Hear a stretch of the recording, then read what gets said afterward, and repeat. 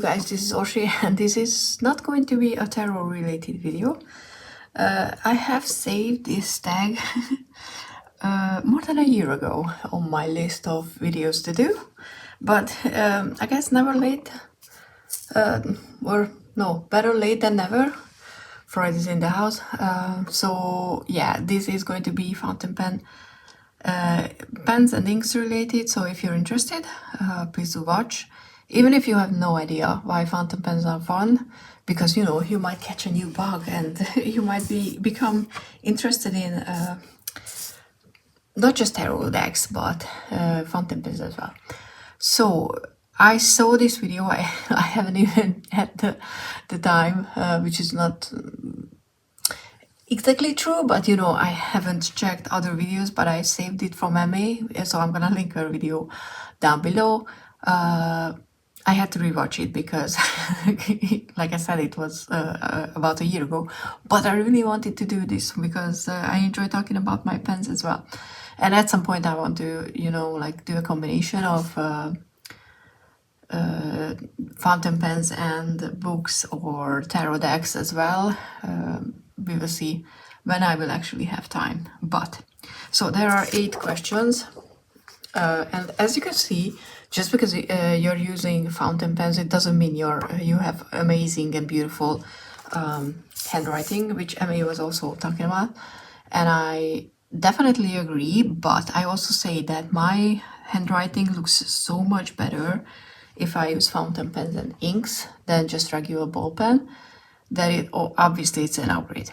So first question, when and how did the pen thing started?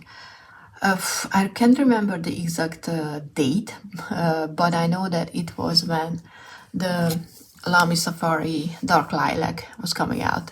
It's not inked at the moment because I just cleaned it, and I will have to do. I have the converter. I just cleaned it, so I haven't inked it yet. But I remember that when this came out, I was on Pinterest one night. It was in the middle of the night, I think, and I couldn't sleep. And you know, I was just mindlessly scrolling, and I saw a Goulet pen advertisement for the upcoming pen, which I don't think anybody expected it to be such an iconic pen that it became, because this is quite a sought after pen. For, well, you know, like a good reason. It's a good combination. It's not my exact favorite type of purple, because I have another Safari which has a more grayish purple, which I like more, which has a pink inside. Ooh, I need to clean this one as well. So as you can see, there's some ink. There's some ink sheen on it. But I remember that, you know, I was just like, oh my god, this is so pretty, because when I was a child, we didn't use fountain pen in school. We were, you know, like, our generation was already the ball pen generation here, but I know that I was fascinated by fountain pens, and I had like a set of ball pen and fountain pen, which was like this small. It was green. It was from one of the stationery brands, and I remember that it had a frog on the design, which there was just like some lines that led to a fly. So it was a very, you know, like frogs and everything. And it had a design which I really liked, but I didn't know what I know that now. Back then, that paper is everything. So no matter how good your pen or ink is, if you're using crappy paper, and by that I mean not fountain pen ink friendly, then your writing is not going to be as good as it could be. So ever since then, I started to pay a lot more attention to the paper I use, and I'm using, if I can, Tomoe River. That's Japanese paper, which allows the ink to shine. Like, honestly, it's the best paper for Tomoe River, I think. But yeah, that's how it started. It was with an advertisement on Pinterest, and then I found, you know, like the community first. I think I found the American one on Fountain Pen Network, which I'm not using for a few years now, but I was very, very active at the beginning. And then I found the Hungarian people, and you know, I got sucked back in, so to speak, because I realized that, oh, there's more than, you know, like blue inks and stuff like that. Because the second question is favorite inks in the beginning and now. I think one of my favorite one was the diamond, and we have a shop that sells diamond inks in glass bottles, not just in those plasticky ones, which has a prettier label, but you know, it's glass bottle. The diamond soft mint, which because this is my all-time favorite color. This turquoise, it's between blue and green. It's the perfect combination of the two colors, in my opinion. And this is the ink that I like the most from the lineup for this color, and this is the only one that I'm kind of almost done using, because I have I think over 100 bottles of inks, and like I got rid of a lot of samples, so I pretty much have 50 or so left that I still want to try. But I have enough ink to last me a few lifetimes. But this was one of my favorite and first ones that I tried, and I tried everything since, and this still to this day is I would say my favorite ink. So I think it's the same, and I will show you because it was inked like this one. This is soft mint. Hopefully you can see the color. It's not a very, like, you know, special ink. It doesn't have a sheen. It doesn't have a lot of shading. I think it has enough. Shading means that there are, you know, like lighter and darker parts of the ink when it dries. Sheen would be, let me show you if I have sheen, that it, you know, I like, there's some added layer that if you like move around the ink, I mean, this one has some, then you can see a different color, but I don't think I have a lot. Oh, like, oh, that's shimmer, that's different. There's a lot of, you know, like different kind of, I mean, this Irish green has some sheen over there, some red sheen for the green ink. So, you know, I started using a lot. As you can see, I love my inks to be colorful. So the only difference, I think, it's the same ink, just this has glitter, which is also like beautiful. And I should use it. It's been a while I used it. But as you can see, I try to use more than just these inks, like purple, like these and this one. So I try to, you know, like have a very balanced ink collection or ink usage, I would say. But it's hard because, you know, I pretty much just want to go back to this one. So I would say that's my favorite in the beginning and now. Next one. How did my ink and pen taste changed over time? I don't think it really changed because I was already into color. I think I like more blue now than I did at the beginning. This is the only difference because, you know, ever since I realized that I don't have to use black or blue, even though blue-black is a beautiful color, I've started using everything. And, you know, I wanted to show you a few. This is a Hungarian pen maker, which is available. Their inks are available in the US as well. So, and in Europe in some vendors. So, you know, you can check it out if you want. Just some slight advertisement for good Hungarian ink. So I like these purple ones. This is a simple one. I mean, simple to compare to shimmering inks like this one, because this one has a gold shimmer in it. It's a grass green with some shimmer, and this is the new label for the same company. So I like the label, but in the regular ones it's not a glass bottle. In the shimmering ones it's a glass bottle, and you have to, you know, move it around for you to see it. This is a good color as well. I bought it last year and I haven't really had time to use it. But I think the change is just it expanded, I would say, because I have Australian inks. Robert Oster is one of mine, if not the favorite pen maker. He's from Australia. I have these colorverse inks, which are really pretty, and they are made in South Korea. And I'm gonna show you one because why not? If you're watching this video, you're interested anyway. This was a recent limited or special edition, I can remember, and their inks are always like this shaped. This is also a shimmering one, and this is called the Butterfly Nebula for a reason. It doesn't look really that good on in the bottle.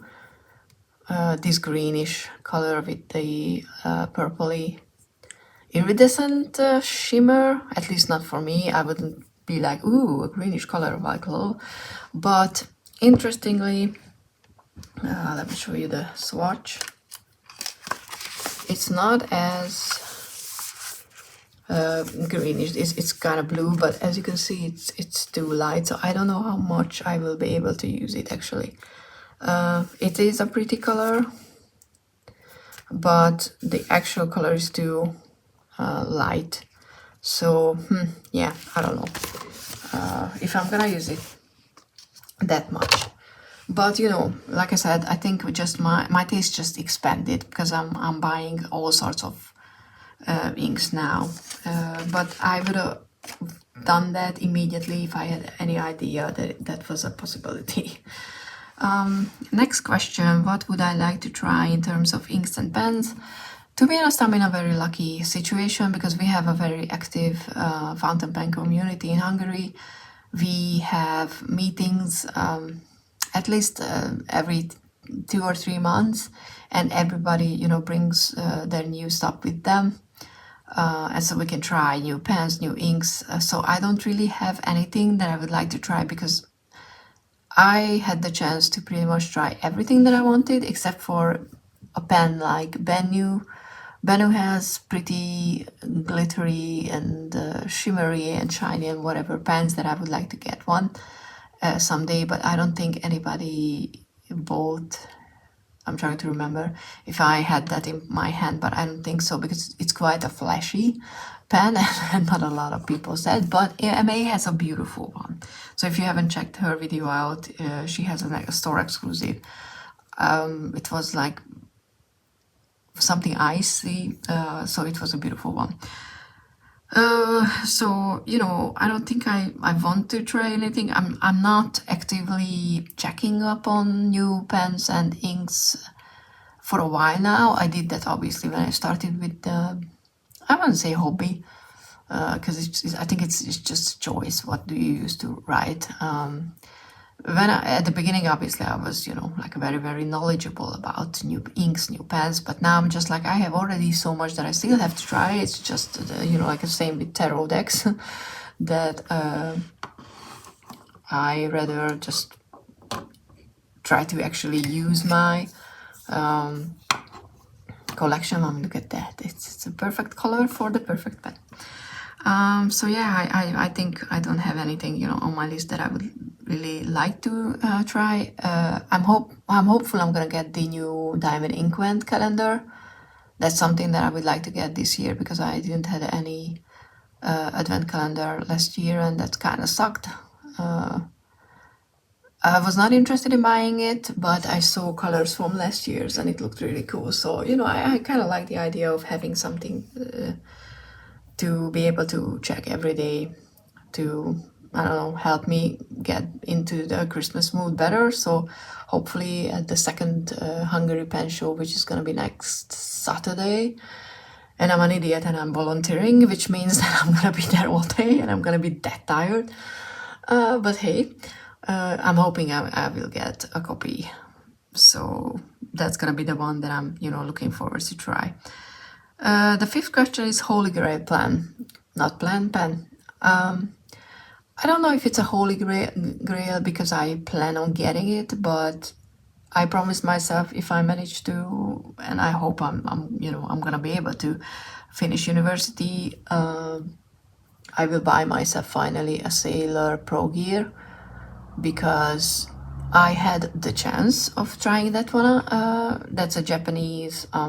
It has a golden nib, so it's expensive. It's last time I checked, it was $300, the pen itself, and then there's like shipping and added value-added tax and more customs and whatever. So it's gonna be an expensive one, but like the experience of writing with it was so amazing that I knew immediately when I tried it that I will have one. And even though I have a beef with Sailor, they don't know about it obviously, because they have so many limited and special editions that if you don't live in Japan or the US, you pretty much have no chance of getting, which I find it kind of unfair that it doesn't matter that I would pay for like a lot of money for an ink or a pen if I don't live in one of those countries. Oops, and I'm kicking my desk off.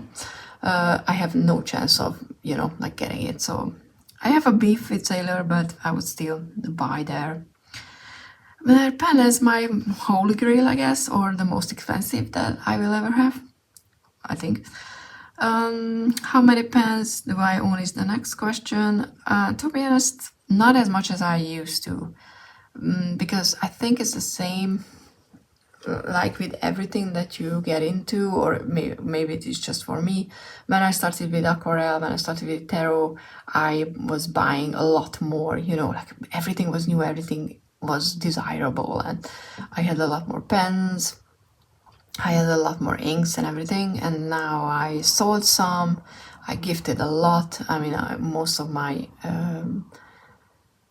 ink samples were gifted to the community because I was getting the samples, or a lot of the samples, as gifts as well.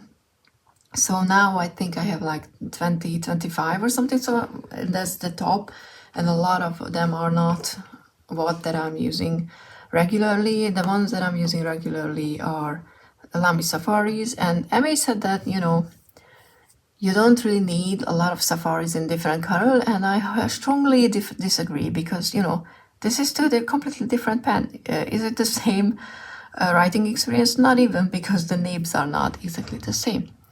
So I have a few Lamy Safaris. I have, you can guess why I bought this Kaweco for the color. I also bought the Taylor Swift pen because I like the way it looks, though I'm kind of mad. I don't like the noise it makes. I try to add some grease to it, but it's still just, The nib is not bad, but there's, it uses not a regular size or shape cartridge, and I have no idea how I'm gonna, I mean, I know that, I can just clean it with a syringe and add something to it because it's a simple black, but a converter would be so much nicer. But obviously I don't think they thought about that. They didn't even give you the option to buy extra cartridges. So whoever came up with the pen, the design, I think is really cool. I like flat top pens, and the size for me is perfect, but it's obvious that it was meant to be a novelty thing, because they don't think that it's going to be used, which is, like fountain pens. So obviously I want to use them. I have one safari which was not illustrated, but decorated by a friend. He was trying to learn, like how Orsi is made, and it's a dragon. I think it was like the forest green safari, I can remember. And this is my dedicated shimmer pen. It has a 1.1 nib, which allows shimmer to shine a lot more, easier. And my newest one, which I bought yesterday or the day before, is the Harry Potter Lamy All-Star. All-Star is not my favorite, but honestly, when I saw that there's gonna be like Harry Potter, like who was I kidding? Of course I knew that, I'm gonna buy it because I'm easy like that. And this is the matching Monte Grappa Gryffindor red. So I have an absolutely matching combination, which is going to be this one. So sometimes I match them, but not always. So this is pretty much my most used pens. I also have the Pelican, which I don't know, where is it? It's here. This is my most classy, or not the price is what's important, but the writing experience. And the Pelican M205 is the not amethyst, what was it? Aquamarine, which is much darker than I was expecting it, but it's still a beautiful pen. It's still an amazing writer, and I prefer size 5 nibs, smaller ones. Most of my pens are like that. I don't even think that I have any with the number 6 size, because it's too big. But yeah, like these are the ones I usually use. The TWSBI Eco. One Safari is usually inked. This is for shimmer ones, and then this one. And I don't really have a lot inked up at the same time, because I just don't use them as much. So have I set a limit on my collection? Not really. It's just that I think I just, I got oversaturated by everything, and then I slowed down, and now I don't check for new things. I just see what others are bringing with them for pen meets, or if, like my friends and people I follow on Instagram, a few post something, I'm like, oh, that's beautiful. I was very tempted, and I'm still quite tempted by the rose quartz edition of the Pelican M200, because I think that's the 205 as well, because that's a beautiful pink, and I don't have a pink pen, but it's quite expensive. So, just to have a pen that I'm not using for a lot of money, I don't know. I should maybe just get, like a pink Sailor Pro Gear, and then I'm covered. So I don't think I need to set a limit on it. I'm definitely more into more in the phase of downsizing my collection than building it up. And I don't feel like I had the desire to really, like buy a lot of pens or buy a lot of inks, because honestly, it has to be some really special edition, and a friend who goes to Korea for me to, get it. Because I'm not paying the postage from Korea, that's for sure. For me to be really interested, stuff like Harry Potter. I mean, if there would be another fandom deck, for example, like a Supernatural Safari or Buffy related, I would for sure buy it, because fandom is fandom. But other than that, I don't think so. So I don't need to set a limit. And the last question is, like what would I do if there would be another pen or ink come along? I would get it. Obviously, if it's really expensive, then like I said, I'm thinking about it and not doing really the buying part. But since I don't really buy anything, I don't feel really bad if I buy something. And one thing that I still would like to get besides that Sailor Pro Gear is a vintage deck. My taro brain. Vintage pen. I had an Esterbrook which I sold, and really regretted it afterwards, because it was the smoothest pen ever. Like the nib was just amazing, but I was short on money, and there was someone that was interested in buying, so I sold it. They were not careful enough and destroyed the nib, so that just hurts, but it happens. It's not mine anymore, and now I don't even want it because it's ruined. But I still would like to get one. I might buy one at the pen show, because I think the seller who sells these pens are gonna be there. It's either gonna be an Esterbrook again, or I was thinking about oh my, I wanted to say the brand quickly, but whatever, it's one of the Schaefer. I like those hooded nibs. If you know Schaefer vintage pens, you know what I'm talking about. But I'm regularly checking his website, and I haven't seen any there, but you know, because it's gonna be like a big